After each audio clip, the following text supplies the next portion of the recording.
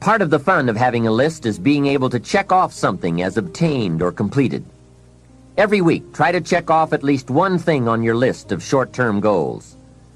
And when you are able to check off something major, something on your list of long-range goals, celebrate. Make winning joyful. Congratulate yourself. It is very important to celebrate progress. We grow from two experiences. One is the joy of winning, and the other is the pain of losing. Here's what that also means. Make losing painful. Put it on yourself. If you set something up, fooled around, didn't pull it off, put it on yourself. And get around people who will help in this area. Hey, don't join an easy crowd. Go where the expectations are high, where the pressure to perform is high. It's how we grow. I'm certain that part of the reason why people let goal setting slide is because it is a lot of work. As I said, you'll be constantly revising your lists of short-range and long-range goals, rearranging them, refining them, redesigning them, establishing different priorities, adding new goals, perhaps deleting others. It's interesting that so many people work hard on their jobs, but they don't work hard on their futures. They let that slide. Some people live such mediocre lives that at the end of the day, they don't know whether they're winning or losing. They just go through life with their fingers crossed. I know most people don't make definite plans, but don't let that be you. The guy says, well, you work where I work, but the time you get home, it's late. You've got to have a bite to eat, watch a little TV, and get to bed. You can't sit up half of the night and plan. And this is the guy who's behind on his car note. He's a good worker, hard worker, sincere. But I've discovered that you can be sincere and work hard all your life and wind up broke and embarrassed. You've got to be better than a good worker. You've got to be a good planner, a good goal setter. You've heard the old saying, the people who fail to plan are planning to fail. It's true. So work on your plans. Put yourself in the top few percent who put this power to work for themselves. Writing your goals down also shows you are serious. And to do better, you must get serious. You don't have to be grim, but you do have to be serious. Hey, everybody hopes things will get better, but remember, the future does not get better by hope. It gets better by plan. And hope unaided by clear plans can finally become an illness. All of this is sparked by the goal-setting process. When you know what you want, and you want it badly enough, the answers will come to you. I can't tell you why it works. All I know is, it works. Give yourself a chance to become all you can become, and to accomplish all you can accomplish. Let me give you a Bible philosophy that teaches how to get whatever you want. Here's what it says. Ask. That's it. Ask. Of all the important skills to learn in life, be sure to include the skill of asking. What does ask mean? Ask means, what do you want? And the complete formula is staggering. It says ask, and you will receive. Hey, we ought to look into that. The man says, yes, but you work where I work, by the time you struggle home, it's late. You've got to get a bite to eat, watch a little TV, and get to bed. You can't sit up half the night and ask.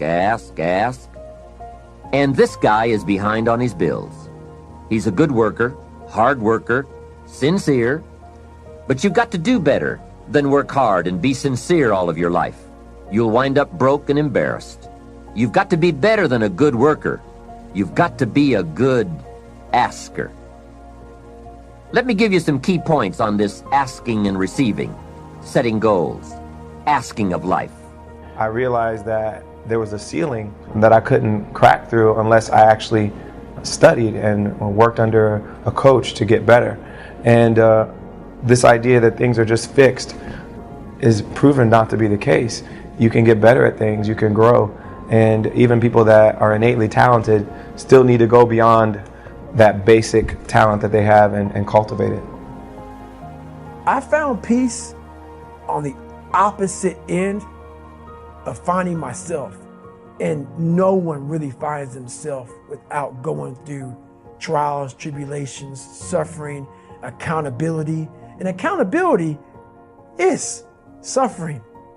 Being accountable every day for doing right for yourself, for the people next to you, it's miserable.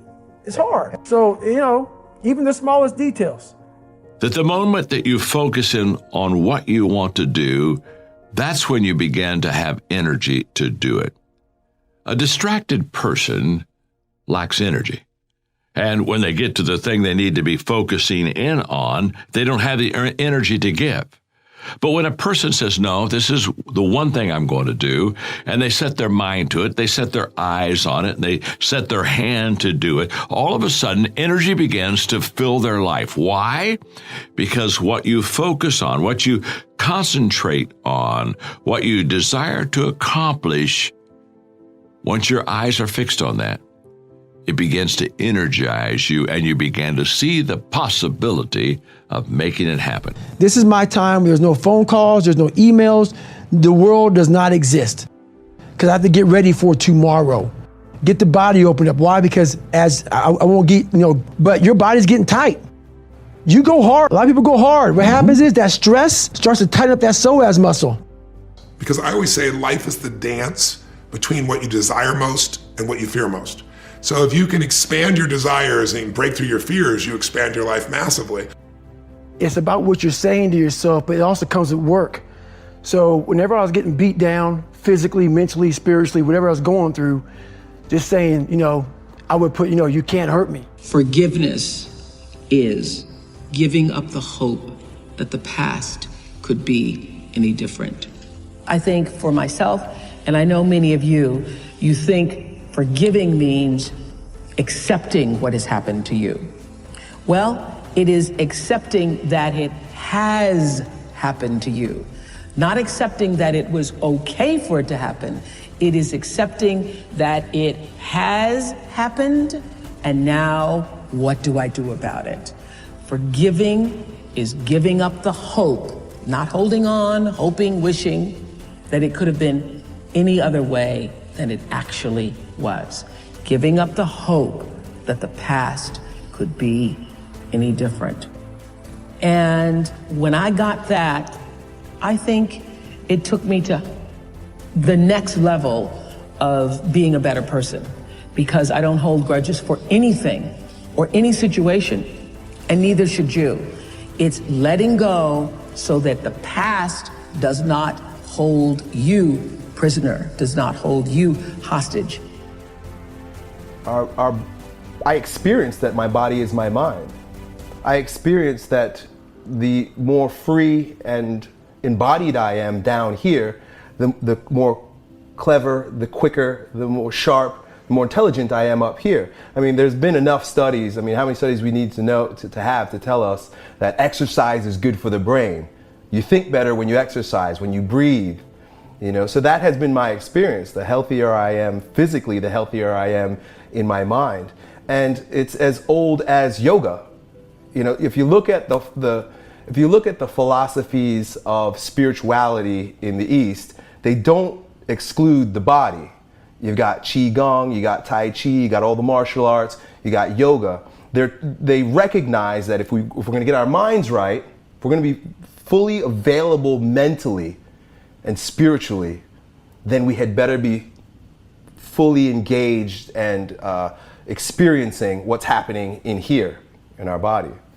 Well, I used to train martial arts for a long time, and I finally realized I was training jiu-jitsu and Thai boxing, and I realized there's nowhere else as kind of a mature male in his late 20s where I got to express myself physically. It was like, it really wasn't art for me because I couldn't dance, or I wasn't allowed in society to be aggressive. And so when I was doing this, I could yell and punch and kick, and every now and then I would realize, wait a second, I'm doing these carnal things that I'm just repressed to now. I just went and trained today, and I did like this leg workout, and I've been watching some of your videos lately, and I'm like, I didn't scream, I didn't shake around, I didn't do anything cathartic. I just pumped some iron in a quiet kind of way, and then went home and took a shower, and I feel like I missed something there. Yeah, you missed that energetic release. You missed that full experience of doing the thing rather than, you see, when we go to the gym and we have a goal in mind and we go through the motions robotically, it robs us of the experience of the actual workout.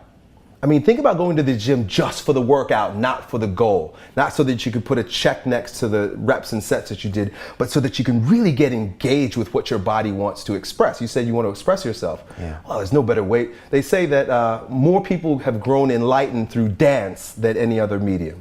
You know, so we're excited about all the new plants that are helping us open up. But did you know that you can have the same experience by dancing ecstatically?